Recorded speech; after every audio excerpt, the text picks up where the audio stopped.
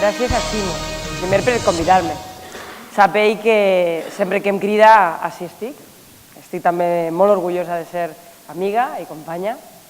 Gràcies als socialistes de Castelló per dissenyar i per organitzar un diàleg, un debat, perquè jo també crec en la política. I també crec en el programa del Partit Socialista i en el que anem a presentar als ciutadans. I per aquesta raó crec que és molt important que en aquesta campanya electoral comencem fent debats entre nosaltres, debats entre els ciutadans i els polítics i també debats entre el Partit Popular i el Partit Socialista. Per tant, comença una vegada més dient que estem desitjant un cara a cara en el Partit Popular perquè tenim programa i tenim coses que dir i estem molt contents de poder fer-ho. En segundo lugar, quiero empezar una reflexión intentando ser breve para estar a la altura de la brillantez con la que han sido capaces mis compañeros que me han decidido la palabra y al mismo tiempo responder algunas de las reflexiones que haciéndolas desde ciudadanos comprometidos y sintiéndome absolutamente responsable de cada uno de sus análisis me gustaría hacer. Y digo responsable porque no puedo dejar de ser hoy, además de candidata socialista al Congreso de los Diputados por la provincia de Alicante, no dejo de ser ministra de Sanidad, Política Social e Igualdad y por tanto me interpelan y me hago responsable de muchas de las reflexiones que aquí se han dicho, de todas, de las que me competen directamente porque tengo competencias directas y de las que no teniendo competencias también me afectan, me interpelan y me preocupan y me he ocupado al menos de reflexionar y de intentar resolver. Y lo voy a intentar hacer desde el mismo esquema que han utilizado ellos porque me ha parecido muy adecuado. Rosa empezaba haciendo un reconocimiento y yo se lo agradezco porque a veces también en los análisis críticos faltan los reconocimientos. Ha empezado diciendo que ella debía reconocer que es una beneficiaria de una política que pensó que solo seríamos iguales si en los años 80 gestábamos una sociedad en la que todos los niños y niñas pudieran estudiar hasta donde fueran capaces de estudiar, pero sin límites de los recursos económicos de sus padres. Así empezó mi reflexión en los premios Jaume I, que no sabía que Ximo estaba allí, porque entendía que debía hacerlo, porque estábamos premiando a hombres y mujeres de los que nos sentimos orgullosos, de una excelencia en la investigación y en la formación espectacular, y comencé diciendo seguramente muchos de vosotros habéis tenido una beca, y gracias a esa beca, y respondiendo a la reflexión que se había hecho, acompañé y continué. Gracias a esa beca habéis podido llegar aquí. El esfuerzo es fundamental, pero para esforzarse hay que tener la oportunidad. Hay que tener la oportunidad de demostrarlo y hay que tener la oportunidad de esforzarse. Y si no se le da la oportunidad a alguien de entrada, porque no tiene recursos o porque directamente no se abre la puerta, difícilmente vendrá el esfuerzo.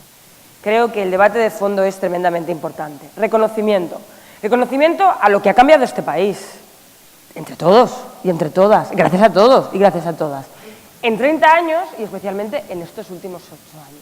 Y me vais a permitir que lo haga, primero porque es mi obligación.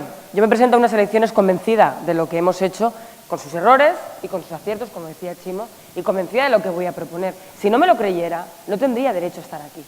Por tanto, mi reconocimiento. Mi reconocimiento a un cambio evidente de derechos sociales que hace tan solo 8 años, aunque nos parezca ahora mentira, no existían. Y hoy existen, están en las leyes, son apelables y además son recurribles, que esto me parece tremendamente importante. Por tanto, un reconocimiento al cambio, pero también un análisis crítico, como el que continuaba Rosa, un análisis crítico de la realidad que nos hace ver que tenemos que ir todavía más allá, que hay cosas imperfectas que tenemos que cambiar y que sobre todo tenemos que ser capaces de entender que la sociedad en la que vivimos hoy, en nuestros pueblos, en nuestras comarcas, en nuestras ciudades, ya no es la sociedad, no digo hace 30 años, sino la de hace 8 años, que tenemos una diversidad que nos exige estar a la altura, que nos exige recursos, pero también derechos, que tenemos una sociedad cambiante, que nuestras decisiones ya no dependen solo de nosotros, que se toman en unas partes del mundo y nos afectan, por tanto, que nos exigen ser mejores, mucho mejores de lo que seguramente éramos hasta aquí. Y también de las propuestas que intentaré hacer en cada uno de los ámbitos que hemos tocado. Y Emily seguía con las expectativas y la realidad. Y yo quiero empezar por ahí mi intervención. Porque mirar, si no creyéramos en la utopía no estaríamos aquí. Hay que pelear cada uno de los objetivos. Otra cosa es que se consiga.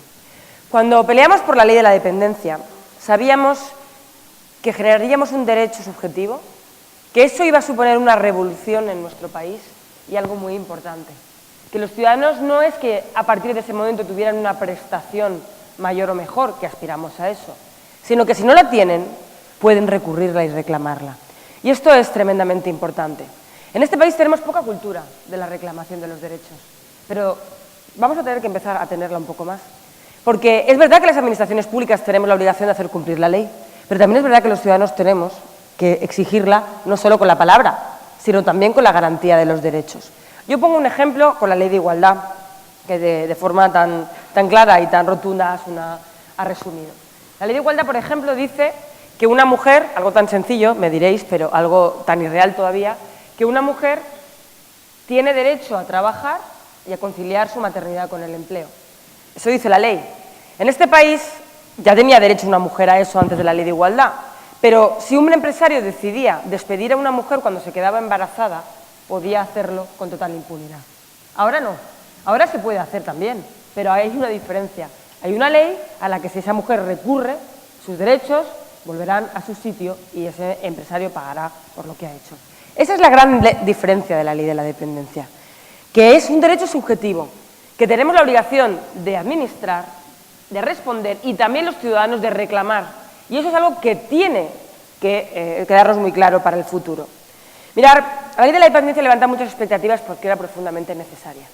Porque en este país la educación es universal, pública y, aun con todas sus imperfecciones, ha llegado al prácticamente 100% de la sociedad.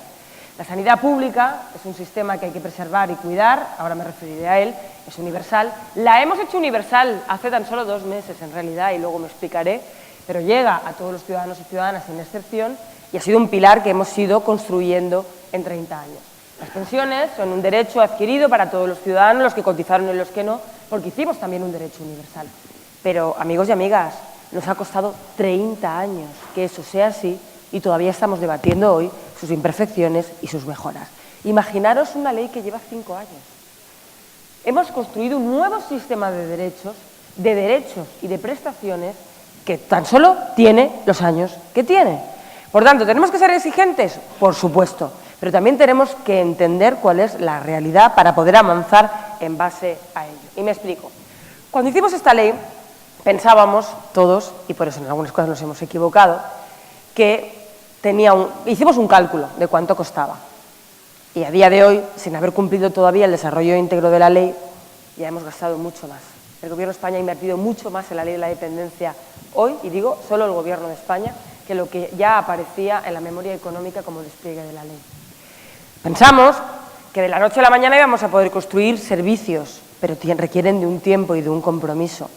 Y mientras tanto decidimos aflorar un cuidado permanente de hombres como Emili, como tantas y mujeres, sobre todo mujeres, que están en sus casas cuidando de sus personas dependientes y que no tenían ni el reconocimiento económico ni tampoco el reconocimiento de su labor.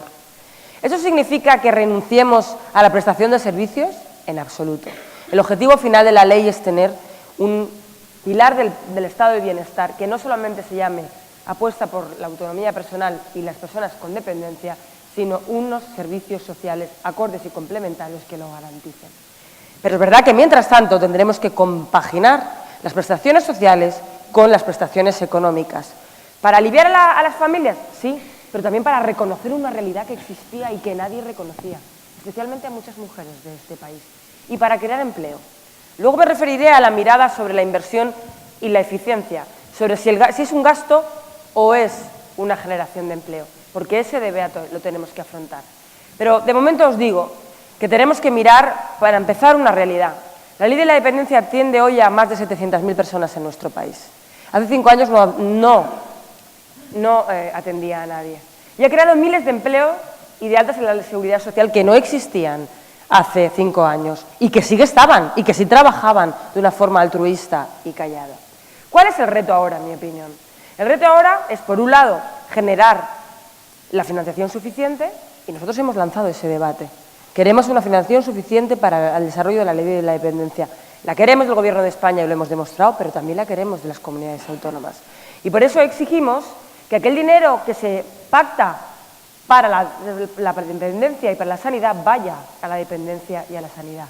Y defendemos que haya un tanto por ciento del PIB mucho mayor a política social y a la sanidad. Lo defendemos y además luego decimos cómo y cuándo lo vamos a financiar.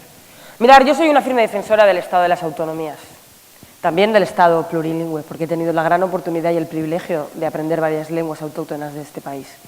Pero también pienso que tenemos que perfeccionar nuestro sistema de cooperación entre administraciones y que la ley de la dependencia y la sanidad han puesto de manifiesto que tenemos que mejorar esos mecanismos, que tenemos que dar más peso a los consejos territoriales, que la conferencia sectorial tienen que estar incorporados los ayuntamientos, porque no puede ser que una ley que afecta directamente a lo local, y hoy lo hemos visto en Villarreal, no estén los agentes principales. Tenemos que colocar a los municipios en la conferencia sectorial, tenemos que darle más peso al Consejo Territorial y tenemos que defender instrumentos para garantizar los derechos y hacer cumplir la ley. Pero también tenemos que, como decía Chimo, exigirle a cada institución que asuma su responsabilidad. Porque cuando decimos que estamos en tiempos de crisis todos, y algunos cumplimos con la parte que nos corresponde y otros no. Cuando decimos que se está desplegando la ley de forma desigual, decimos que hay una media del 1,6% de despliegue de la ley, mientras que la Comunidad Valenciana es del 0,85%. ¿La diferencia qué es? ¿Que hay personas más inteligentes dirigiendo las consellerías de política social en otras comunidades autónomas? ¿O que hay gobernantes priorizando esta política por encima de otra en otras comunidades autónomas? También es evidente que tenemos que exigir a nuestros responsables políticos, cada uno a su nivel, a mí lo que me toque, la primera en responsabilizarme, pero también a los demás el cumplimiento de sus responsabilidades. Estamos a punto de acabar una primera evaluación de la ley de la dependencia. Una evaluación que lamentablemente solo será del Gobierno, porque no hemos tenido tiempo de cumplir nuestro calendario, que era este enero, porque se adelantaron las elecciones. Pero que nos va a servir para tener una radiografía real de los datos. Tenemos que tener los mismos datos, no conseguiremos avanzar en la ley de la dependencia si, para empezar, no compartimos la misma radiografía. Y dos, tenemos que tener vías de actuación en la línea de hacer cumplir la financiación, que la financiación tenga cierto carácter finalista y que las decisiones sean vinculantes. Eso va en nuestro programa electoral, pero eso va en el sentido común de quienes conocemos el Sistema Nacional de Dependencia y la ley en el futuro. Asun hablaba de eficiencia y de competitividad. Y yo también quiero hablar de eso. Porque en este debate, trampa sobre el estado del bienestar, hay quienes hacen una reflexión. Directamente no nos podemos permitir un estado del bienestar. No lo compartimos porque no es justo. Hay otros, primos hermanos de estos, pero un poco más disimulados, que dicen, estamos de acuerdo con el estado del bienestar, es muy solidario, pero en tiempos de crisis es un lujo que no nos podemos permitir. Aquí tenemos unos ejemplos, aquí cerquita, muy evidentes.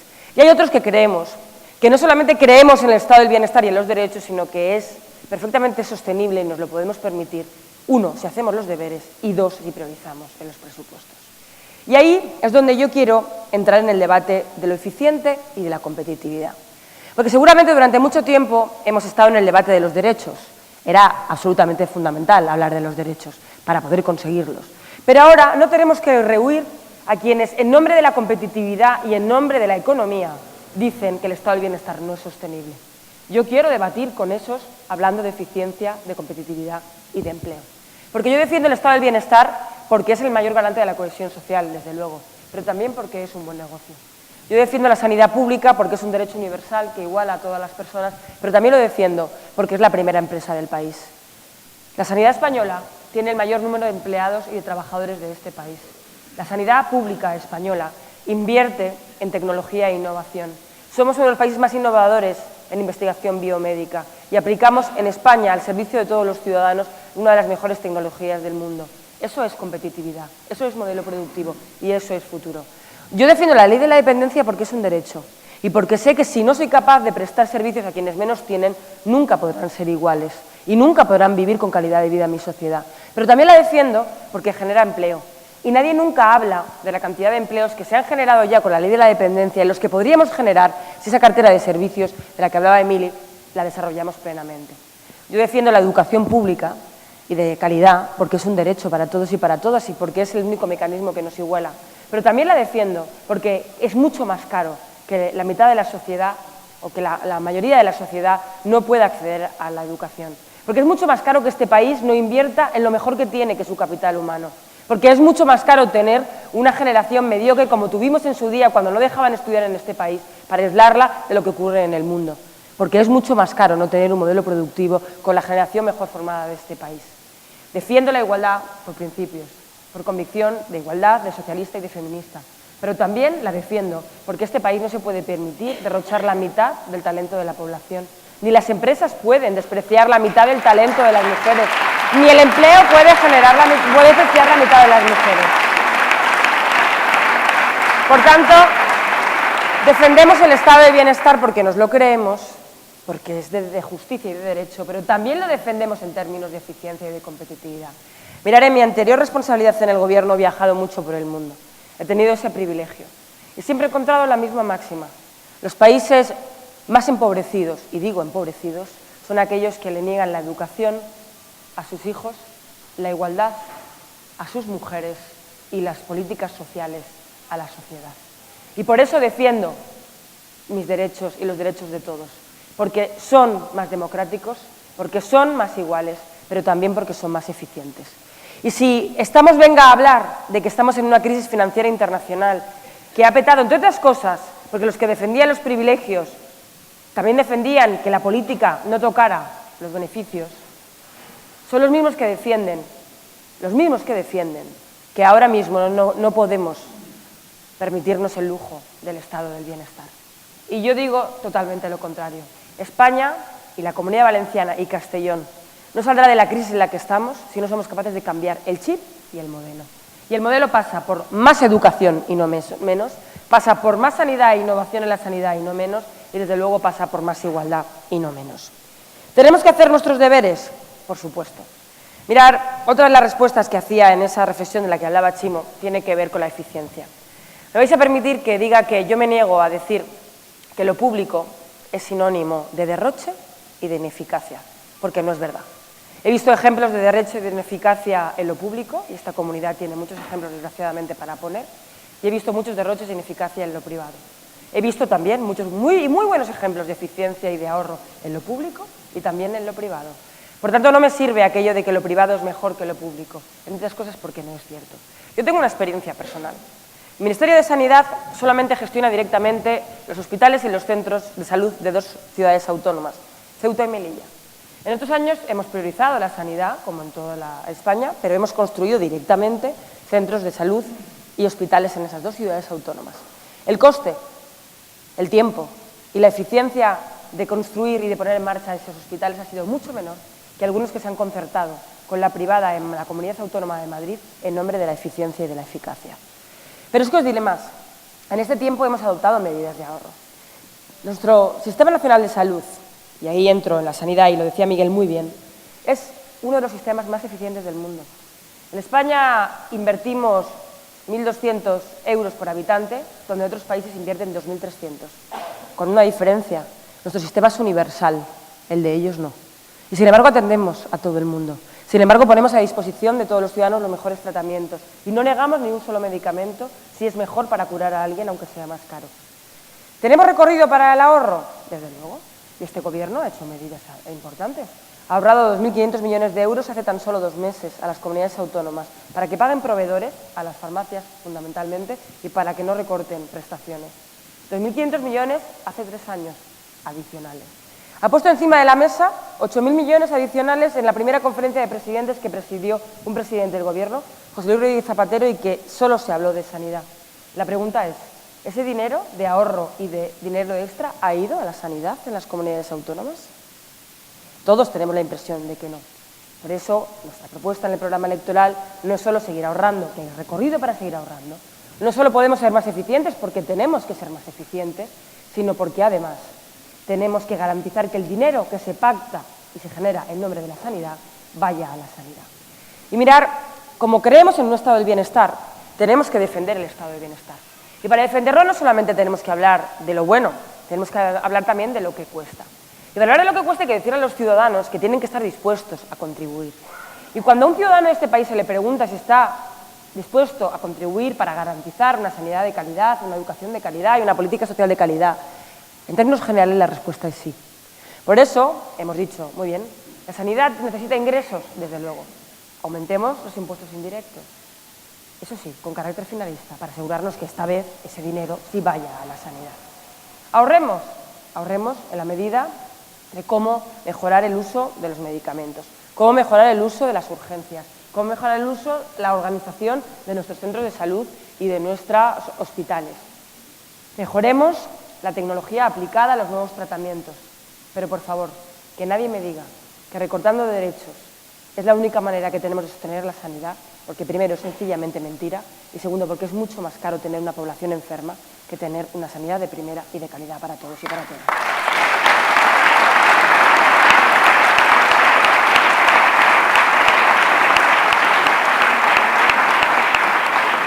Acabo con una reflexión. En tiempos de crisis necesitamos más derechos y no menos. Las mujeres sabemos bien que de las leyes a la realidad hay un trecho. Primero las leyes y después a empujar fuerte, a no bajar la guardia y a no dar ni un paso atrás para que eso que está en las leyes y en el derecho también esté en los hechos. Pero no es verdad que hoy tengamos menos derechos, porque en un año de crisis, hace tan solo un mes, este Gobierno ha aprobado una ley de salud pública que completa los 25 años de la Ley General de Sanidad y que da derecho a la sanidad a 250.000 personas que, aunque seguramente no lo supierais, no tenían derecho a la salud. Sí, entraban por urgencias, pero no de forma permanente.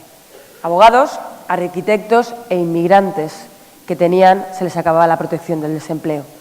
Un Gobierno en plena crisis ha dicho de lo que va a ahorrar en los 2.500 millones, una parte muy pequeñita para hacer la sanidad de verdad universal.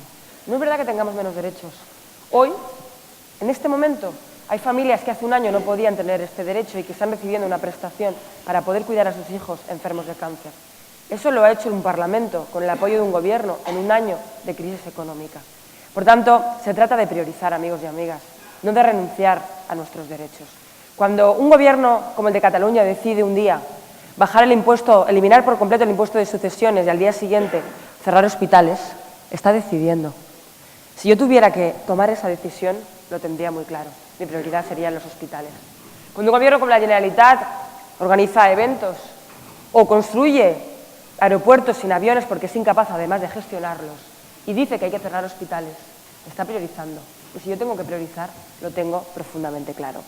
Por tanto, en este debate no vamos a rehuir, queremos debatir alto y claro, porque tenemos propuestas, porque además su verdad no es verdad, porque podemos desenmascarar su realidad y porque además sabemos cómo hacerlo. Habéis preguntado cuándo va a llegar la educación 2.0. Si fuera por el Gobierno de España ya estaría aquí. No solo porque lo hemos puesto en un programa, sino porque hemos puesto dinero para que ese programa se haga. Y desgraciadamente la miopía, no la de la salud, sino la política, ha impedido que eso sea así. Pero no podemos renunciar a eso. Como no podemos renunciar a la educación especial. Porque cuando se recorta la educación, cuando se está poniendo menos dinero en la educación y en las escuelas, se está impidiendo que todos seamos iguales. Porque se está recortando que las escuelas puedan dar una educación especial a los niños que tienen más problemas. Y eso es lo que no podemos permitir. Y cuando atacan a un maestro o a una maestra, tenemos que salir todos a la calle. Porque no hay más ataque al sistema educativo que atacar a quien tiene que enseñar a los demás. Porque la autoridad del profesor no es una tarima, como dice Esperanza Aguirre, sino el respeto y, sobre todo, el cuidado de quienes hoy dan formación a nuestros niños y niñas. El espacio sociosanitario, imprescindible. No habrá un sistema nacional de salud eficiente y sostenible, ni tampoco uno de la dependencia, si no programamos juntos los servicios a una población cada vez más envejecida. Dentro de 2 semanas presentaremos el libro del envejecimiento activo, que llevamos mucho tiempo debatiendo y discutiendo, y también una estrategia, un principio de reflexión sobre el espacio sociosanitario con propuestas concretas. Ese es el futuro. No vamos a construir un espacio sociosanitario de la noche a la mañana, pero si no nos sentamos juntos, médicos, enfermeros, farmacéuticos y profesionales de los servicios sociales, a programar conjuntamente un sistema común, no será sostenible ninguno de los dos. Por tanto, como creemos que es sostenible, como queremos que sea sostenible, nos tendremos que sentar a realizarlo. Propuestas concretas y sencillas, pero cargadas de razones y de convicciones. Nos hemos equivocado muchas veces y nos equivocaremos mucho más en el futuro. Y yo os pido que sigáis estando allí para que nos lo digáis. Pero a lo que no vamos a renunciar nunca es ni a nuestras convicciones ni a nuestras ideas, porque además de ser justas, son posibles. Muchas gracias.